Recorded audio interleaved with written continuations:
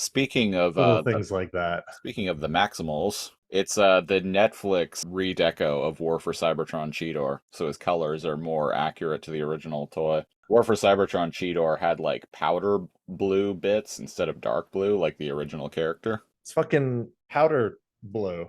Yeah, the cobalt blue looks better. But even his little like tail whip has got that cobalt blue. No, this one doesn't. It also doesn't have the blue on his shins, which that kind of I thought was kind of odd because Yeah, I yeah. thought something was covering that, but no, that's his little foots that fold up. The cobalt blue is interesting, but it's weird that they didn't put it on his shins. Cheetor, what have you done? Got a new paint job. See, it was sky blue before, but that's for queers and steers. But that's too gay. So I went cobalt blue. that's a real man's color right there. Hey, Rhinox, knowing the differences in the slight differences in blue is kind of gay. What? Don't worry about it. I like to be educated, all right? My ex-wife was an interior designer. Ain't nothing gay about that. Too much energy. Hooray! You're Silverbolt.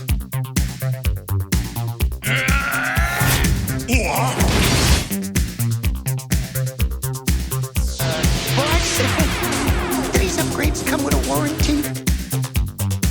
Blah blah blah blah. Beast Wars once and for all.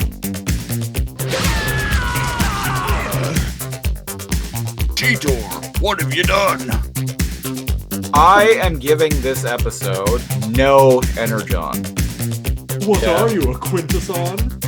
This is no Energon. Fuck it. I can't. Sigma balls, Gary. No, not that. Ah!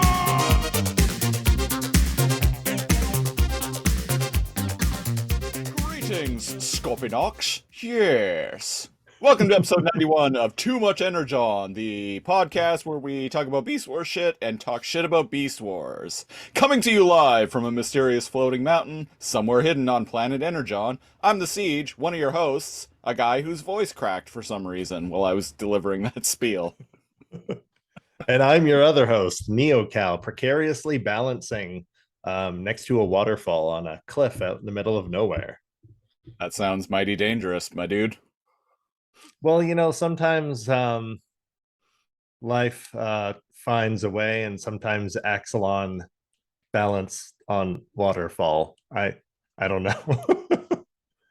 So what you're saying is eventually someone is going to have to jump into a makeshift submersible to come and rescue you from the depths of the ocean. Yeah, That's I exactly forgot what, about that, but yeah, that's exactly what we're saying. space is kind of like the ocean Space is kind of like the ocean. in the way that the outside you need to be airtight, and the outside world will kill your ass. It is. I believe astronauts actually practice spacewalks in swimming pools.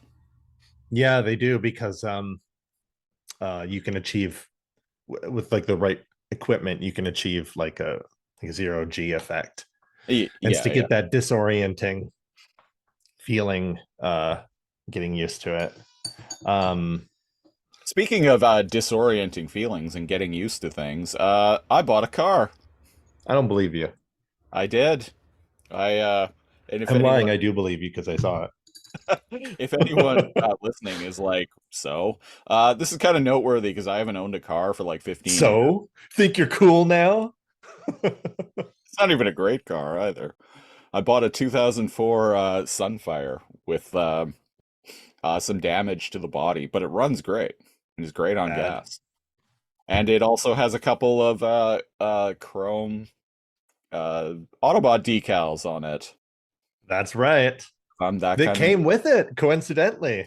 of $15 on Amazon.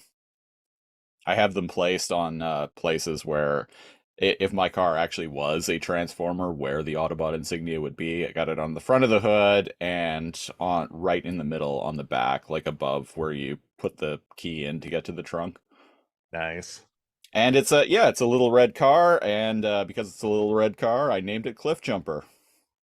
Nice. Yep. So I remember when we watched the the Transformers movie, or rather Transformers the movie. Um, Classic. Cliff Jumper actually races around like a cliff in that movie, and he's like fighting sound waves like flying, or they're chasing Ravage, or I can't remember, but I remember he had a little part and he was actually racing around. Cliff Jumper was on Moonbase 1 with Jazz.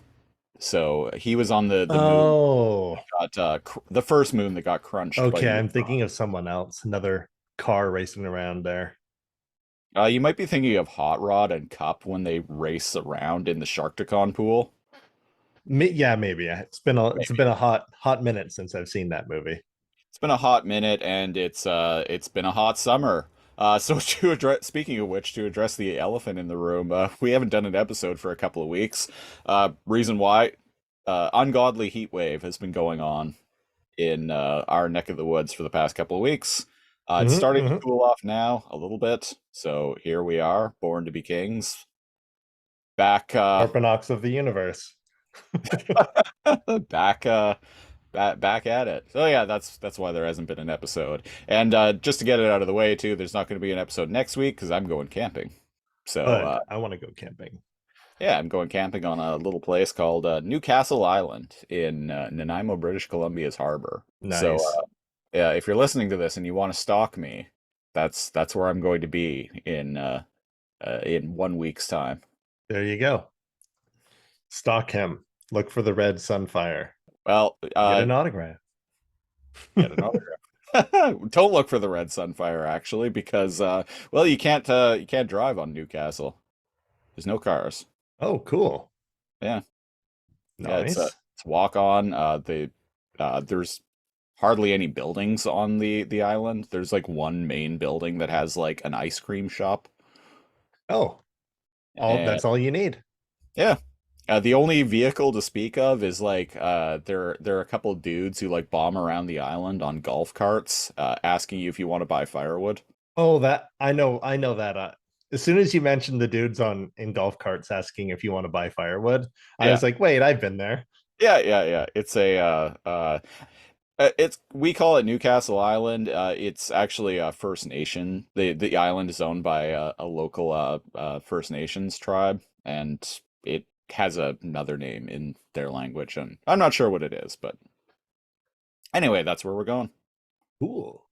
Yeah, I'm looking forward to it. It's my favorite place to camp, and I haven't been camping there since 2019 because, well, a little thing happened between 2020 and 2022 that Nobody knows, but kind of got in the way of traveling and camping and all that fun stuff. The So economy collapsing. yeah, the economy Just collapsed. that and nothing else. Just that and nothing else. Well, actually, maybe it was also Megatron unleashing the key to vector sigma balls. That's what it was. That's what it was. Yeah, we'll go The with maniac. that. The maniac. He blew it up. Anyway, He blew it up. this is episode 91 of Too Much Energon, and this week we are talking about Transformers: War for Cybertron, Earthrise, Chapter 3.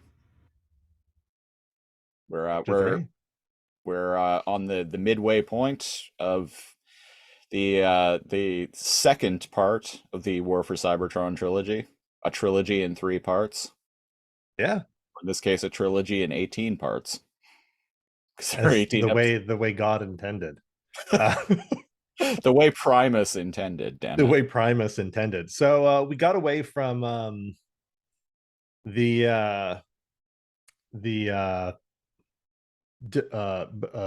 was the con with all the heads? Oh, the Quintesson. That was The Quintesson. Decius, I think was its name. And Decius lobbed off all the other heads and took control. And Yeah, forgive us, folks. It's been a few weeks. yeah, it's like Decius, yeah. And she's like, they're like, Decius, you won't get away. And she's like, Decius, D's nuts. I don't know. Decius, D's nuts. And they slunk away into the darkness. And now we're with the Autobots again, and they're They're going after the Allspark. But the thing is, it's very far away. Yeah, so the episode opens up with outside of the arc. So Transformers can straight up just live in space, apparently. Yeah, they don't need an atmosphere. Yeah, so They probably need an atmosphere for certain functions on their planet, yeah, right? maybe. Like a combustion Yeah. to an Yeah, extent, right? that would make sense, yeah. Yeah, but jet thrusters and other things that use internalized fuel could work in space for a while. But yeah, Right. he's just chilling out there on the hull. Yeah, Optimus Prime, he's standing outside on the hull in on the hull of the Ark. I've been in- waiting for a prime moment like this. So We're have very used I. to primes and primals like kind of having some existential alone like- time. Or like a velociraptor like looking up at the moonlight quoting Shakespeare. Yeah. I Hopefully know we'll I- get that. I know I said this a long time ago, but like, can you imagine just randomly catching, not knowing anything about Beast Wars, and being an adult too, randomly catching an episode of this show where there's a talking velociraptor looking up at the moonlight quoting Shakespeare? Anybody listening to this, in the very least, has to know what we're talking about. Dinobot from Beast Wars, and Undoubtedly. this isn't even an inside joke. No, Like, that's just something that happened in the show. that's just something that happens in Beast Wars. Sometimes you get episodes where Rhinox farts, and then other times you get Velociraptor. Velociraptor before Velociraptor. He is the original Velociraptor. He's OG Velociraptor. Yeah. Yeah. You I don't should, know why. I must have made that joke at one point. I'm sure one or both of us. 100%. We should definitely make a meme of Dinobot as Velociraptor. We should. I'll leave that to you because that's more making memes is more making memes of the dank quality is Making memes and stealing memes is more is more up my alley. more up your alley than mine. So Prime is outside the Ark, and Bumblebee like shows up, and Prime finally like admits he's like, hey, I kind of when I did that whole thing of throwing the Allspark like into the space bridge and killing Cybertron, yeah, I kind of fucked up there. Not gonna lie, bro. Bad move. And Bumblebee is like, no, it's you did what you had to do, Prime. And Prime's like, no, I legit fucked up, like full %, like full hundo rotundo. Yeah, and Bumblebee's like, well, yeah, but all you can do now is like make it better, right? Yeah, exactly. And we'll do it together. And Prime is like, together? Does that mean you're an Autobot now? As he scratches his chin. And the camera like pans down and it shows an Autobot symbol on his chest, and he's like, just got new ink yesterday, big butt. Yeah, Ironhide got out the old tatty gun and did some work on me for free. Think of he said that he learned in prison. He learned in prison. Homemade tattoo gun with like a guitar wire and a Discman motor. Yeah. Which actually, on my, if you're watching the video version, you can see I have Siege tattooed on my arm. I got that when I was 15, done by a dude with a homemade, like, prison-style tattoo gun. I must have noticed that at some point. There's no way I'm just noticing that now. Yeah, it's if you're just listening to the audio version, you're not missing much. It's a very shitty tattoo. But it's my first, damn it, and it's my name. The Siege. That's right. One of your hosts. You got it. Yeah, Bumblebee joins the Autobots like officially. Like, yeah. Once you get your gang tats, like you're in it for life, dog. I'm trying to do the NW. For life. For life. Yeah. I was like, yeah. how does it go again? I was halfway there. With our powers combined, I did the hang loose symbol. Or the Inspector Gadget phone. Go Gadget phone. Go, Oh, and go, gadget, cordless phone. and Microsoft OneDrive told me that just told me that 1 year ago today I bought the Walmart exclusive Beast Wars reissue Cheetor figure. Thanks, OneDrive. Thanks, OneDrive. Oh, Where would I be without you? speaking of anniversaries, I was kind of hoping we would have been able to record last week because time of recording it is Monday, August 8th, and August 1st. So last Monday was August 1st, and August 1st was the 2 year anniversary of the release of the first episode of Too Much Energon. So I was hoping we would have been able to record that day, but it was too fucking hot, man. Yeah, Hot. too hot. Midday was like 1, didn't work out. Too much heat. Yeah, and but yeah, we've been doing this for 2 years. How about that? Yeah. How about that? Here's to 2 more. And look, I've barely aged a day. I tried to raise a glass, but then I'm not even holding a glass. What am I saying? I'm holding a can. But it There we disappeared go. in the Zoom, in the zoomies. It disappeared. Like the motherfucker it is.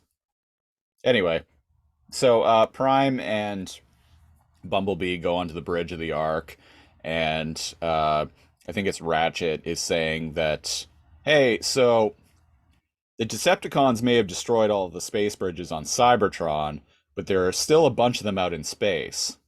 And there's this one over here that's still active. And they're like, why is it still active? Maybe the Decepticons left it on. Prime's like, we should go investigate. And they're like, hey, now, if we go and investigate, we only have enough Energon to go there. So this is kind of a one-way trip if we go there. Because then after that, we're out of Energon and kind of dead in the water. And Prime's like, well, let's hope when we get there, we'll find some more Energon. And that's it. They agree to, they're like, okay, well, all right, bud. You haven't steered us wrong yet, Prime, with anything you've done. Like 98% of like Cybertron's inhabitants have been destroyed or like their souls stolen. Yeah. See, I've got a way bigger problem with what Megatron's doing because, correct me if I'm wrong, we went into the philosophy a little bit, but he's taking their sparks. Yeah. And he's using it, he's like energy, converting it into matter, and he made the Nemesis and powered the Nemesis with their sparks. With their sparks and the raw materials from their bodies. And the raw materials from their bodies. That's like not letting your spark return to the Matrix. Yeah, that's killing it forever. That's like also this is kind of like, you know, what was it, like the Nazi, like didn't some of the Nazis like make furniture out of like human skin and stuff like that? Oh, probably. Yeah. I know serial killer Ed Gein did that too. But yeah, making the Nemesis out of like the parts of your dead soldiers, like that's kind of the Transformers equivalent to that. Yeah, they can't use the planet. It's like the biodome. Yeah, there's junk everywhere. There's junk all over. Yeah, there's junk everywhere. Break down Madison Square Garden. Like, come on, guys. My point is that it's really, really ghoulish. Yes. Yeah. And if you imagine, because they're living beings, if you imagine this is Earth and these are all humans. Yeah. And it's a lot more disgusting and ghoulish. Well, yeah, that's what's going on here. Yeah, exactly. So at this point, what are those big giant guys? The protectors of Cybertron, but only one of them intervened. The Guardians. What the fuck are they doing? Get off your fucking ass and stop Megatron, you losers. Everyone's dead. Well, Omega Supreme did interfere, but he kind of just disappeared. Did he die? Did he peace out? He showed up in the last episode to advertise the Omega Supreme Titan class toy. And then he peaced out. He was like, my work here is done. I stopped Megatron. Kind of like a certain Titan class toy who also just shows up and fucks off in the penultimate episode of Kingdom. We'll get to Oh, that eventually. yeah. Yeah. So back on Toys, damn it. what do we got? We're back on There, Cybertron. there's okay, so the B plot of this episode, Yeah, let's just go through that. the B plot of this episode involves Elita 1 and Jetfire and their ragtag group of former Decepticons, like, including Scrapface. They're kind of doing some bullshit. It doesn't really like, it has no bearing on the What plot. they're doing is they're hiding from the flying dudes, Seekers. The Seekers, They're hiding from the Seekers. They're jumping down. Decepticons want to fight, and they're Right. like, "No, we only have one haven left." Right. And Jetfire has to clean up the mess for like the 19th time in this freaking show and chase Yeah. after the Seekers. And it's like, "Did you get her?" And he's all like, "Well, hopefully I shot her down," but I'm not even sure who they're referring to. Before she sent out the signal. One of the purple Seekers that flew overhead. One of like the 17 purple Seekers that have died on on the show. I got something to when we get to meet Scorponok and his battle with the Autobots in a bit. I got something to bring up on that The account. last Scorponok. Oh, Oh, you have something to bring up about that? in terms of like reusing character models, Okay. how many fucking cogs does he destroy in that battle? Oh my. Thank just you. name, And I'm just like, nameless like redecos of cog. and not only And that, in the subtitles, even in the subtitles, it just refers to them as Autobot in brackets. all the Decepticons are just like the purple and like white kind of ones are just redecos of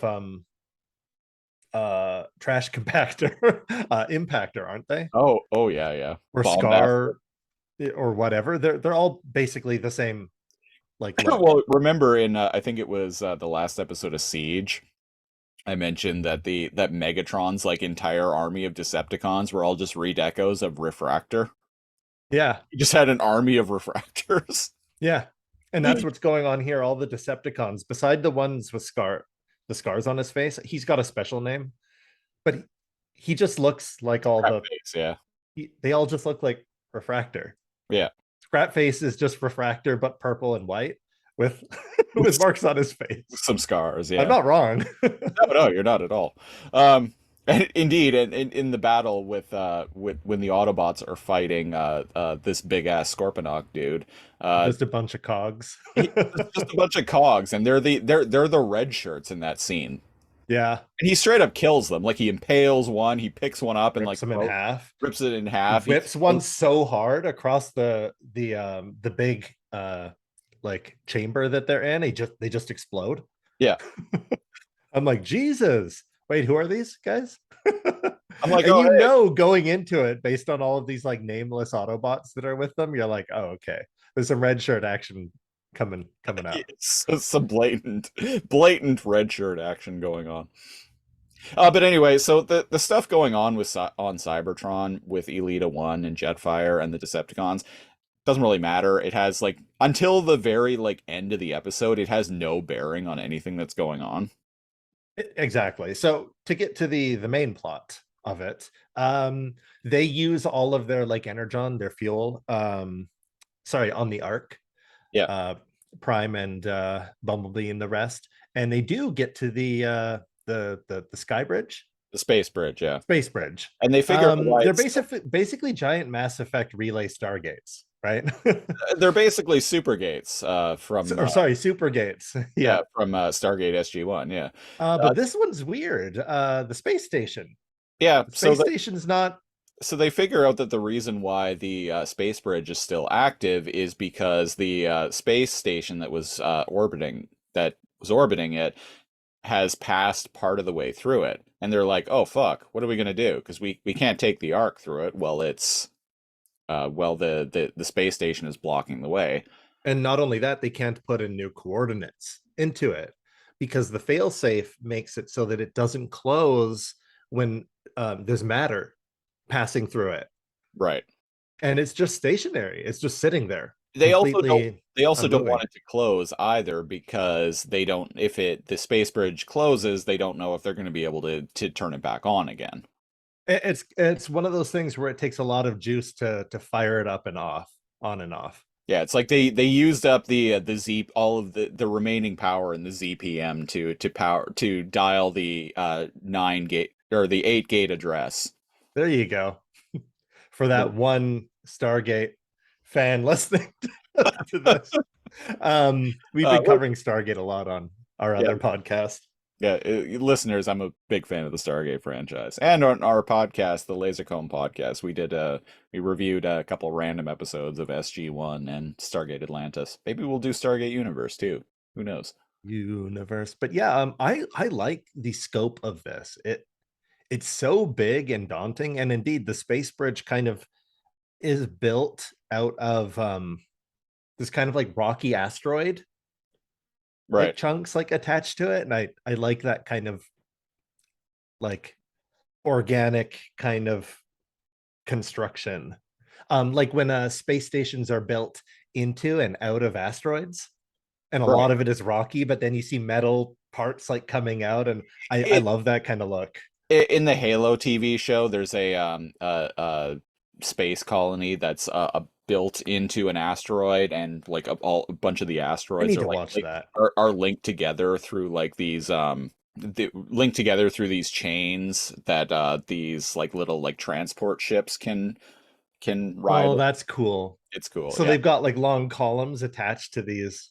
Yeah. So the Autobots are figuring out like what they're going to do about the space bridge, about the station being stuck in the space bridge, because it's only stuck like part way, which is, as I mentioned, is what's keeping the the gate active, the Yeah, bridge, and the gate. for all intents and purposes, the portal that it's kind of going through, it doesn't hinder communications or so like any light or sound waves or presumably can go through as well as matter, because they're able to radio each other. Much like in Stargate. You can to radio in the Stargate franchise, you can just open a gate and like talk to each other like over Yeah, either, and like, a and I CD. like that. It makes sense, right? Like radio waves can pass through it as if it weren't even there. It doesn't distort any light or radio waves or anything like that too. So they're able Yeah. to communicate, and I think they come up with the plan. I'm not sure actual wormholes would function like that, but for the purposes of sci-fi, Maybe that's not natural wormholes, but um secured like gates, at our least in this verse do. artificially created wormholes. Yeah. Yeah. And what's their plan here?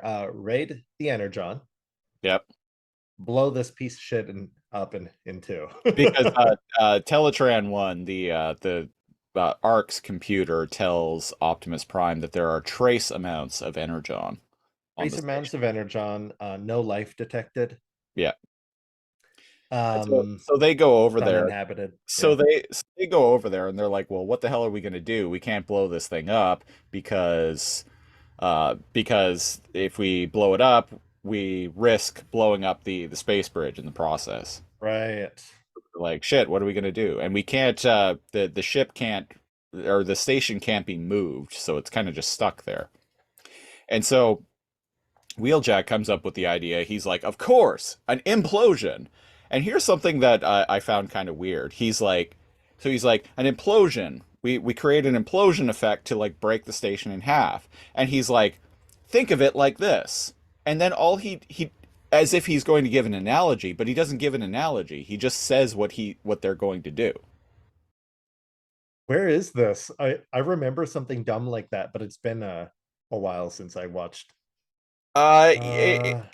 It's when they're When standing. when they just go there They and they're just go talking there. inside. Yeah, yeah. Yeah, I'm there now. Yeah, so Wheeljack, it says something along the lines of like, think of it like this: we create a controlled implosion to sever the station in half. But Right. my point is he's like, think of it like this, as if he's about to give some kind of analogy, but all he does is just reiterate what he said previously. And I'm like, that's some odd writing right there. Yeah, because he's like, think of it like this. We're performing precision surgery on this space station.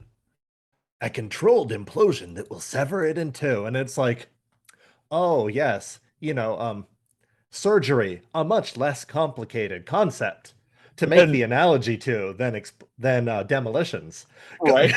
Go- oh, thanks for putting it in layman terms for me.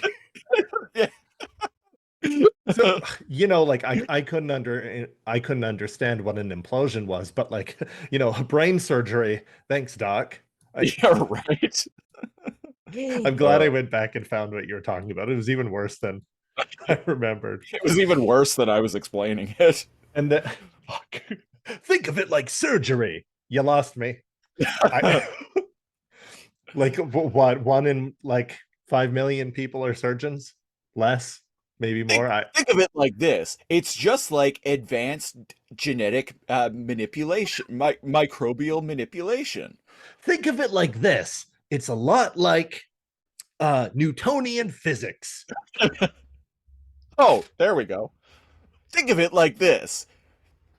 It's like Mendelian genetics. You got you got the pea pods, and you rub them together, and you get the genetic traits. Anybody? Think of it like this. When you drink a pop can and it's empty and you squish it. See, why didn't he say something like that? Yeah, there you go. Give it to me in English. Think of it like this. When you like Give it to me in English. He starts speaking Klingon. Kardak. Ungat space bridge. Oh, okay, I get it. She doc. Gee, Doc. Oh! Tana.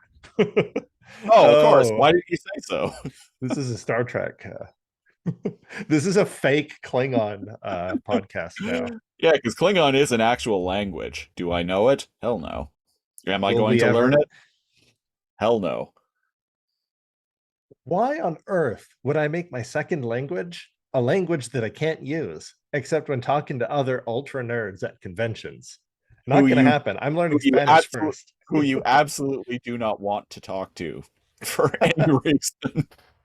I learned Klingon so that I could get all the Star Trek ladies. That's right.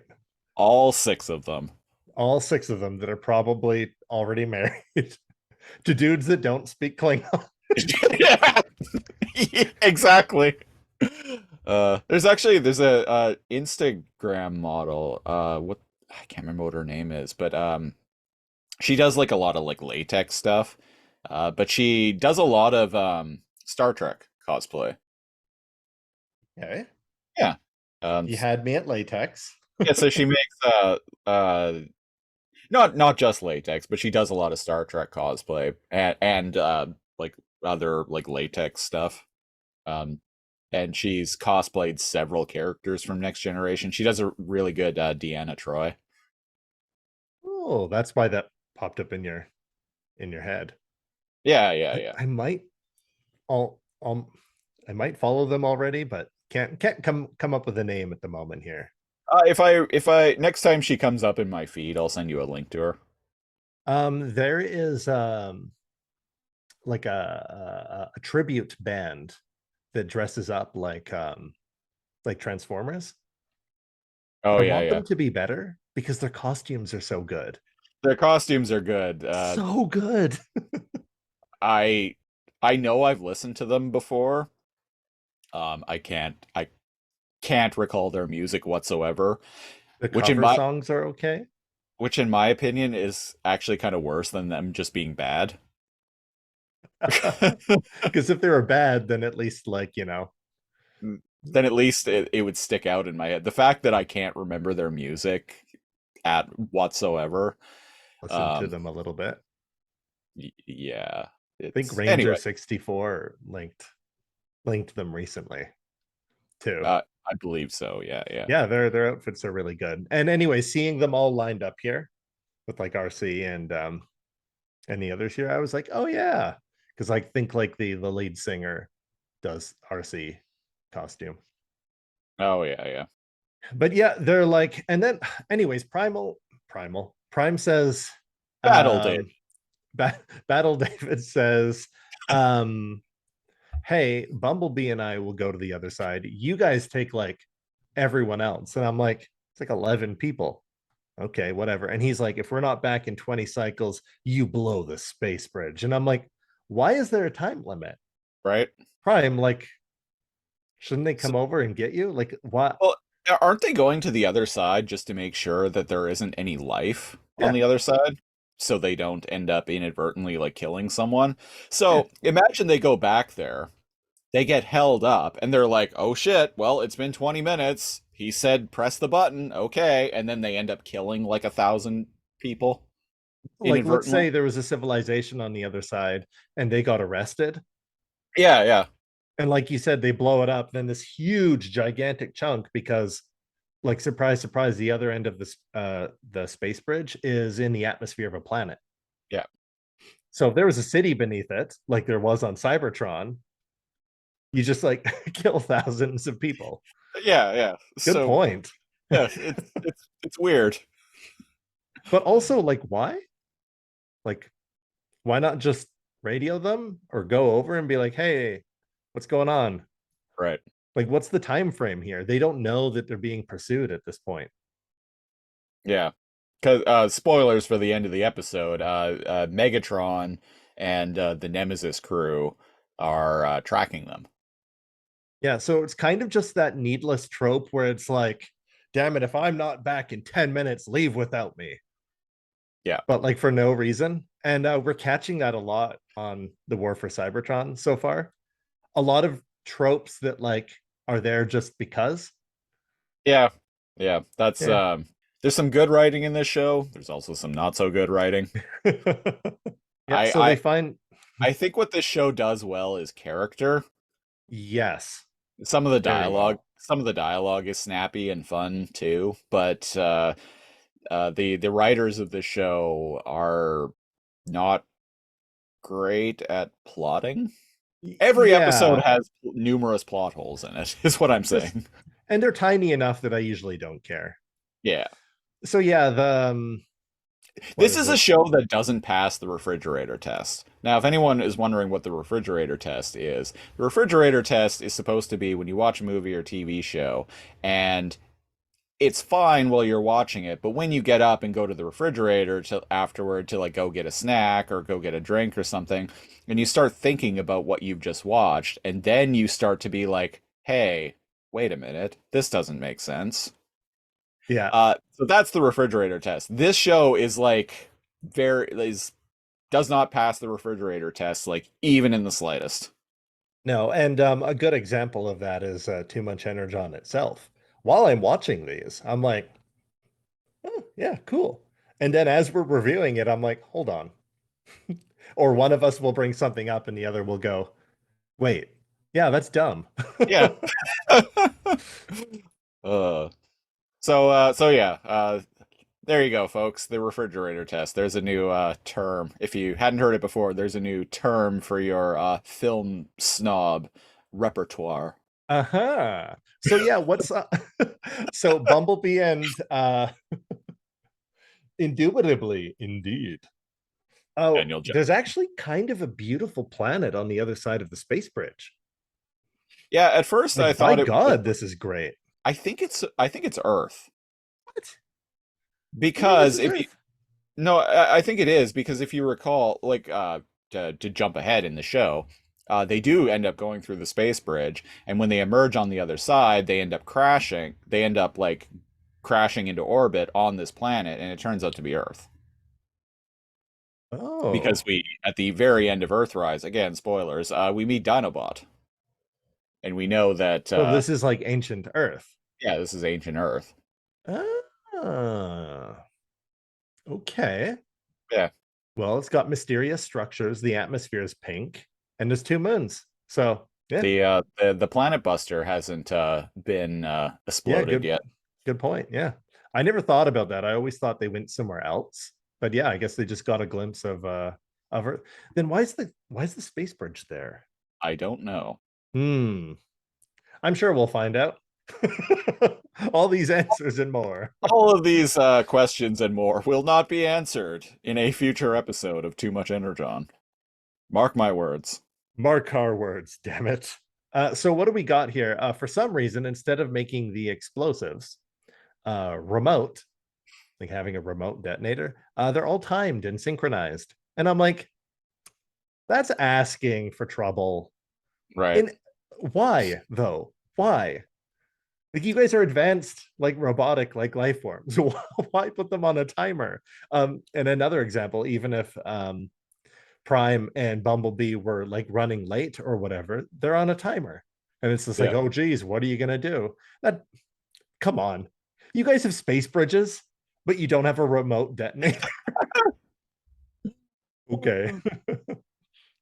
So some mysterious creature we see in the shadows is like kind of stalking them, and anyway, to kind of move forward, RC,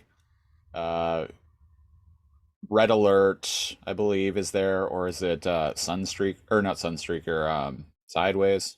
I don't know. Anyway, Something like that. Anyways, there's like some deep rumbling. so RC, Mirage, and a couple of other Autobots, and a whole bunch of nameless redecos of Cog. And there's like a poetic big chamber. in this big chamber, and they hear like sounds, spooky sounds, and then eventually kind of like cryptic, almost poetic, like doomseer speech. Like, oh, deceivers, destroyers, break the chains, Thieves and heathens. liars, murderers, And our boy hypocrites and bastards. Do-do-do-do-do-do-do-do-do. and Folks, I was just singing the beginning of Thieves by Ministry. I only Just- caught it when you started strumming it. Do-do-do-do-do-do-do-do. Guess what? That's going to be the song at the end of this episode. Right. And yeah, our boy Scorponok, the last of the Scorponauts. On the subject of Ministry, real quick, I actually yesterday, for the first time in years, bought a CD. And the CD, I went to a local used record store because the CD player in my car doesn't like burn CDs for some reason, but it does play legit CDs. Oh, dare. Yeah, I know, right? What is this? 1995? How's it even weird? I know, because I was like, I was like, how does this not play? This car is from 2004. I remember playing burn CDs on like fucking like dollar store like portable CD players in like 1999. Like Weird. weird. But anyway, so the CD I ended up finding I went to the metal section at this local record store that I've been frequenting for like 20 years now. Well, I had been, but prior to moving to Victoria, but now I'm back. He's back, baby. But now I'm back in my hometown, so I went to this record store. Anyway, the only CD I could find was Psalm 69 by Ministry. So I'm like, So that's hey, what cool. we get. And so so I'm bombing around, gonna be bombing around later today in Cliff Jumper, listening to Ministry, because Hell yeah. we only listen to industrial on Cybertron, folks. That's right. That would make sense. It would, yeah. It actually kind of would. They listen sometimes at the club. They play like retro wave, Yeah, but otherwise, like heavy retro wave. but Synthwave. otherwise, it's just like Ministry, Rammstein, Skinny Puppy, KMFDM, Fear Factory. Fear Factory. Yeah, Yeah, and all a the whole time. all the time, all day, every day. We'll try to think of Transformer names for those bands. But yeah, our boy Scorponok is here, bobbing his head to Ministry, and he's all like, he comes out and he's like, oh, it seems like Megatron is angry. So this is not our boy and loyal Predacon Scorponok. This No, is he's one of many big boys. This is this universe's version of the original Headmaster uh, Scorponok toy from the early 90s, from Transformers Generation 2, I think. Yeah, and he's fighting them, and he mentions that he's the last of the Scorponauts. So these were a workhorse for Quintessons or something. I guess, yeah. The implication is that they were enslaved or something, and like Yeah. something happened and killed all of the other Scorponoks, and so now there's just this Scorponok. And I kept wondering how this ties in with the planet and how he got here. Do you think the show's going to explain his origin at all? No. No, it's not. I get some Rampage vibes from this dude. The way he like yells and he's like, the pain, the You will fear. burn in the inferno. Oh, sorry. No, dark- you're not talking about Inferno. You're talking about Rampage, Rampage, yeah. the The serial darkness killer of it. from Beast Wars. Darkness of its spark. Ah! I can only come to suffering. I feed on your fear. Yes. Man, what a treat. What a treasure. Even Um, even the voice performance he's giving like reminds me of Rampage from Beast Wars. Yeah, I can see that now that I'm listening to it. And yeah, what does he want? I don't know. The guy's a little bit like crazy. He just wants to kill and maim. Yeah. And indeed, he is nigh indestructible. And indeed, until- he kills and maims every single nameless cog redeco in Oh the yeah, scene. all sorts of ways. He stabs them with his tail, right through their chest. Rips one in clip- half. Rips one in half with his scorpion claws. Hurls one across. I had already said it. It's a good action scene, but at this point, we're just kids playing with toys now. We can't give you a description. Quite literally, yeah, that's what's going on here. It's Just kids playing with toys and going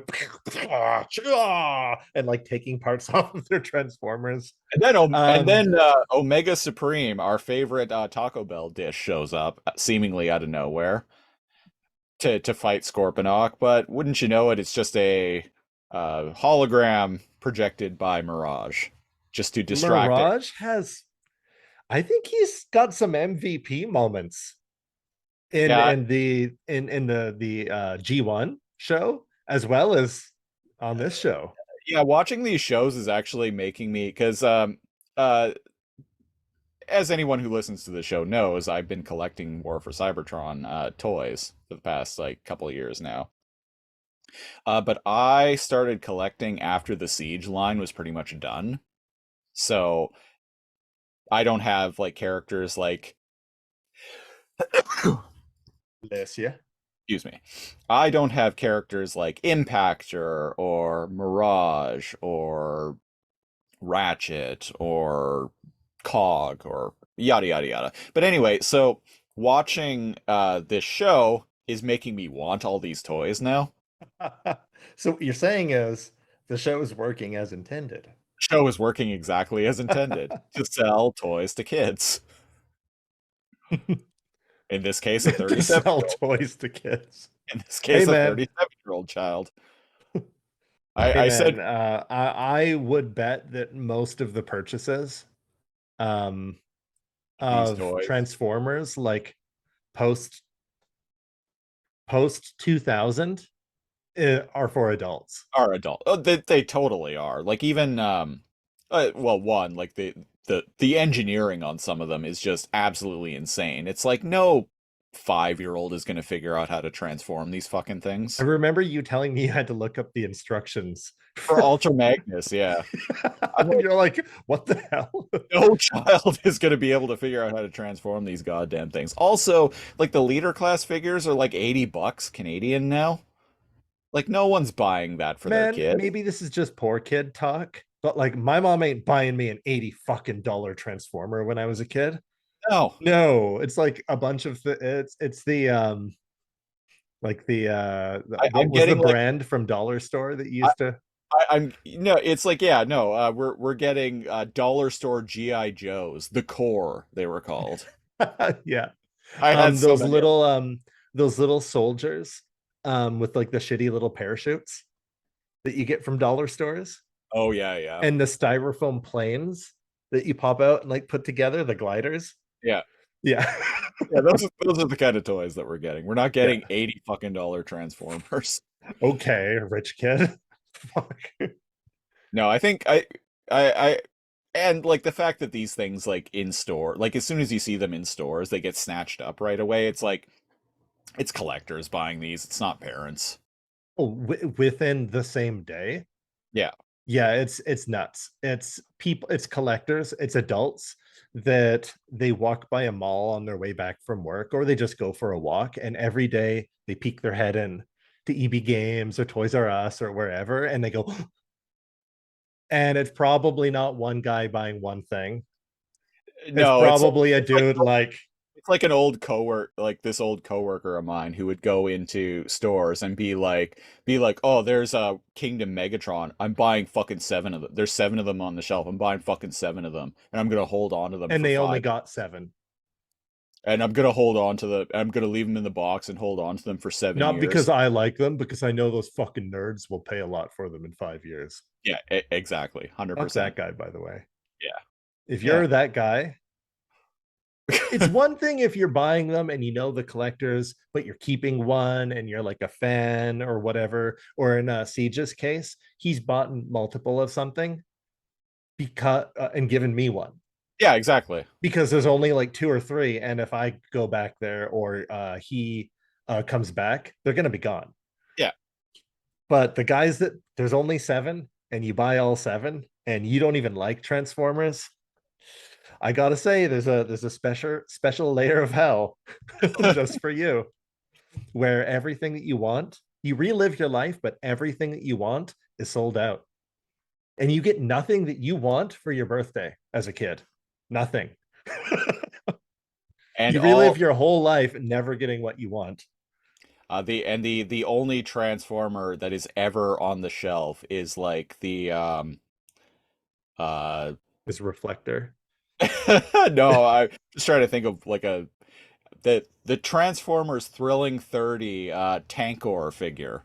It's just like that's the only Transformer that's ever on the shelf anytime you go into this store. And you can't anytime you try and walk out of the store too, you just end up back in the store. Oh, is that the hell? That's the hell, yeah. But is it like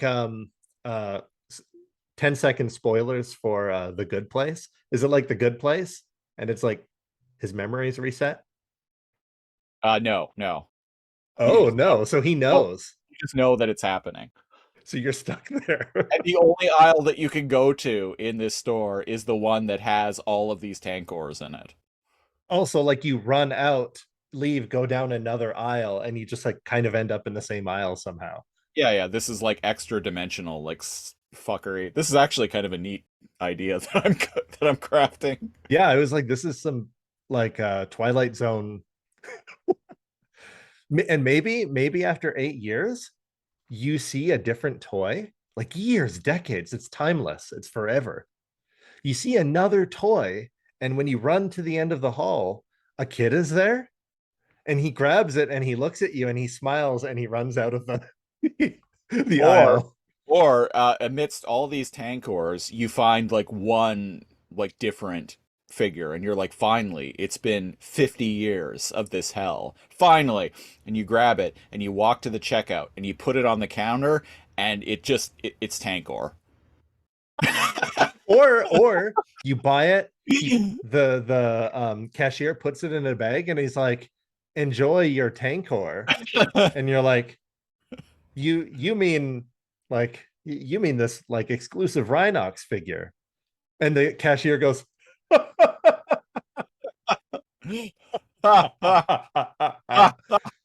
yes. Enjoy, Gary. And you look at and all of a sudden the cashier's Megatron, and you look at it and it's just Tankor, and you go, Megatron. And then it's another 50 years. And you make that sound that Gary makes whenever he's been shot or something, that like, oh! Oh. I went a little Arnie there for a second, but you know what I'm saying. Anyway, Yeah. so there's this big battle that goes on against Scorponok again. They get away. It They yeah, can't beat him. It's cool, but again, we're just describing like Prime, figurines. Prime shows up, beats the fuck out of him. Oh, with an axe, yeah. With an axe, yeah, knocks him into this like chasm, and they're like, "Whew, finally, glad that's over." And then Nobody can live through that. and then uh and then Scorponok yells out, "Thieves! Thieves and liars!" And then comes Yeah, he comes out and he's like, "You were close, though." Oh, excuse you. Oh God, sorry about that. That was That's all right. yeah, But so- yeah, Scorponok like climbs back out and he's all like, "Wow, you were close though." And Guard, he got away. It was close Guard. though. They got away. It was close though. Fuck. Very classic dumb Scorponok line. Yeah, one of our favorites that just stuck out. Yeah. And he's like, "Well, off I go back to my lab," and he scuttles away. They all lock. They're behind like locked doors, and they all dramatically run away. They dramatically run away, and that's basically it. On the Nemesis, Megatron and the gang lock onto their signal, and they're like, "Oh, the Ark is near a space bridge, which must mean they know where the Allspark is, or something like that." And that's Logically the, makes sense. yeah, and that's the end of the episode. Seems legit. Yeah. And Before they had left, Shockwave, the trustworthy Decepticon, oh right, announces to the entire planet, "Hey, we're housing all Decepticons. We're gonna give you Energon. Come on by. We've got an escape arc. We got warm blankets. Free Soundwave TV. made muffins. free TV, Free TV. free coffee." Yeah, free coffee. Free coffee. And the Decepticons that are with the Autobots are like, "Those motherfuckers," because they know that they're just like gathering the last few Decepticons out and about to harvest them. And since the Nemesis has already left, this is kind of Shockwave acting on his own. Right. Yeah. Shockwave is like, Megatron has ordered all Decepticons to come back to Madison Square Garden, and we'll be where you'll be taken care of. And Elita 1 and Scrapface are like, yeah, he's luring all the Decepticons back to be harvested. This ain't right. And so they decide that they're going to go and blow up Madison Square Garden. This is what I meant earlier. We're literally nothing. The B plot, all the stuff Yeah, going that's on. why I brought it up. Elita 1 and This is the Jetfire. part that matters. Literally nothing beyond this in all the bullshit that's going on with them has any bearing whatsoever. But this is actually like kind of an important plot point. Because they're like, you know what? Fuck this guy. There's like what, less than 100? Who even knows? Less than 100? Yeah. Transformers left on the planet. Maybe there's still who is the Soundwave redeco? Sound Blaster. Sound Blaster, yeah. Maybe him and his forces are like, fuck that guy. And there's little pockets of independent hideaways here and there, but like, oof, this is an almost extinct planet, folks. Yeah. And that's the end of the episode. And with that in mind, here on Too Much Energon, we rate episodes on the Too Much Energon scale, which ranges from not enough Energon to a sufficient amount of Energon to too much Energon. It's basically bad, okay, good. Cal, what are you rating this episode? This episode gets a sufficient amount of Energon from me. I liked Scorponok, but I don't need answers for everything, folks. But like, they don't really talk about the planet. They don't theorize why the space bridge is in it. They're just like, and all of this stuff is really cool. I love the space bridge. I love the gigantic space station that's like stuck in it. But it's there just because it's cool, and it doesn't move the plot, and it doesn't give me answers. Something we say a lot about the War for Cybertron episodes, I'm noticing, is that nothing really happens, which indeed very little actually occurs. Very Espe- little occurs. And Yes. it's especially apparent with all the stuff with Elita 1 and Scrapface and Jetfire on Cybertron. It's As good I character development, like we've said, but it's not worth talking about. yeah, that as I mentioned, like all the stuff that they go through in this episode has no bearing on the plot whatsoever. No. Has no bearing on anything. Very little actually occurs on beyond like a battle against this like big like hulking headmaster figure. And that's what gives it a sufficient amount of energon for me. If it wasn't for the Scorponok battle, I'd be like, oh, this is boring. Yeah, I'm with you. Same thing, giving it a sufficient amount of energon for the same reasons. Yeah, it just needed more answers. Like, were they housed on that planet? The Scorponok, this like race made as laborers or slaves. Why are they all gone? Who destroyed them? Why is he here? Did Scorponok kill all the inhabitants on the space station? But He seems kind of nuts, so yeah. But I put guess it did he put this in the? Did he put the space station in the space bridge? who knows? We'll never find out. Probably not. Anyway, that was episode 91 of Too Much Energon. Best way to support the show is to go to patreon.com/lazorcomb, LAZORCOMB. There is a single $5 tier now called the Gary tier, which gets you bonus preamble audio, commentary tracks, our news and current events program, Lasercomb Tonight, and the ability to pick a show for us to review a random episode of on this show's sister podcast, the Lasercomb Podcast. So, if you want to get in on that, go to patreon.com/lasercomb. Follow us on Facebook, facebook.com/lasercomb, spelled the same way, or you can follow the show on Twitter at Too Much Energon, or you could follow me at, guess what, Lasercomb. Cal, where can they find you? You can find me on Twitter at neocal, NEO_KAL. As I mentioned earlier in the episode, we are taking next week off of Too Much Energon because I'm going camping. Yeah, going camping. It's also a birthday coming up for my partner, so it all works out. Yeah, we all needed to take we both needed to take the day off for different reasons, but it kind of just happened to work out. Yeah, it works. One quick shout out. I'll give more information on my socials later. On the 19th, 20th, and 21st, I'm joining Dork Tales on Twitch to do some Extra Life cool. fundraising. Yeah, and it's tabletop stuff. Yeah, so it's going to be some role-playing games. Neat. On those days. Yeah, and I'll provide more information a little bit later about that. So that'll be fun. Raise some money. Big fan of Children's Miracle Network and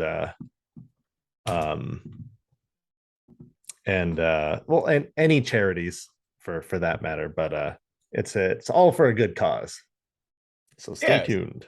So go and check that out, folks. Dork Tales on Twitch. And I guess with that, as I mentioned, we'll be back in 2 weeks with episode 92 of Too Much Energon, where we will be talking about War for Cybertron Earthrise, Chapter 4. And until then, I've been The Siege, one of your hosts. And I'm your other host, NeoCal. And until next time, thieves! Thieves and liars! Megatron will reward us if I get the Autobots. Hypocrites and bastards! They got away, but it was close, though. Bye-bye.